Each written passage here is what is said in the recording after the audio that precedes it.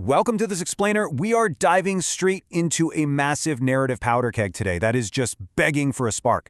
You know that slow buildup we've been sitting through? Yeah, that's completely over. The pace has absolutely accelerated, and we're looking at a direct, head-on collision between an unstoppable force and an immovable object. So let's just get right into it. For generations, the vast frozen frontier of Elbaph has existed as this colossal sanctuary, right? Totally isolated from the constant churn of global politics. The sheer massive geography of the place has basically acted as an impenetrable natural fortress.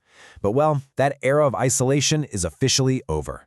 The protective bubble has completely burst, and the harsh elements of this landscape are about to be matched by the sheer destructive force of global warfare. Section 1. Exploring the Warland Kingdom. So, the Warland Kingdom, Elbaph, it isn't just a location on a map. It's literally a fortress forged in ice, and its defining trait? Fierce independence. This isn't the kind of nation that bows to outside pressure, not at all. Its very identity is carved into the harsh, colossal ice of its environment. And understanding this unyielding cultural identity is absolutely crucial, because it tells us exactly why the coming storm is going to be so cataclysmic.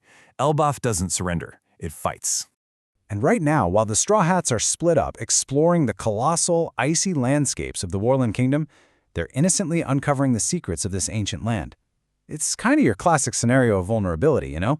While they're scattered and focused entirely on the micro-level wonders of the terrain, massive, unseen forces are beginning to mobilize against them on a macro level. Moving on to Section 2. The outside world awakens. Because while our heroes explore the ice, the outside world finally catches up. That immense geographical distance that once protected Elbaph, yeah, it's no longer a factor. The global powers have firmly turned their attention toward this cold frontier, and they're bringing the absolute full weight of their military might with them. So what happens when they finally clash? The clock is definitely ticking on this one. And here is the brutal mandate that completely shatters the status quo. The Holy Knights of God aren't here for diplomacy. They're not here for negotiations. They have officially set their sights on annexing Elbaph by force. Annexing by force. That's a phrase that leaves absolutely no room for misinterpretation. It's a clear, immediate declaration of total war. The stakes literally just skyrocketed from a simple expedition to a desperate fight for a nation's entire sovereignty. Section 3. Imu and the Holy Knights.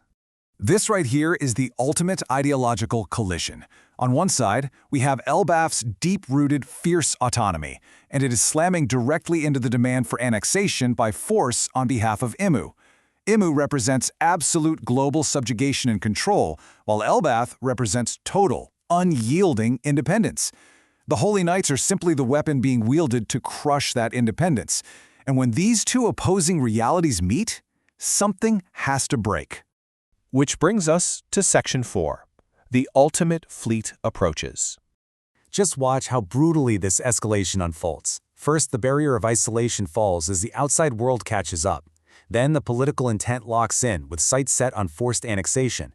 And finally, the physical hammer drops as the world government's ultimate fleet approaches. The global authority transforms from this distant, abstract concept into a highly organized, heavily armed military force knocking right on Elbaph's front door. This isn't some random skirmish. It's a calculated, overwhelming siege. Section 5. The War on the Horizon.